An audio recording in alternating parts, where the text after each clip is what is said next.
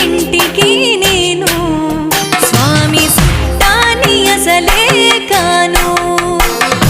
నాకే బాధలు ఉన్నా నంది చెవులోనే చెబుతూ ఉన్నా.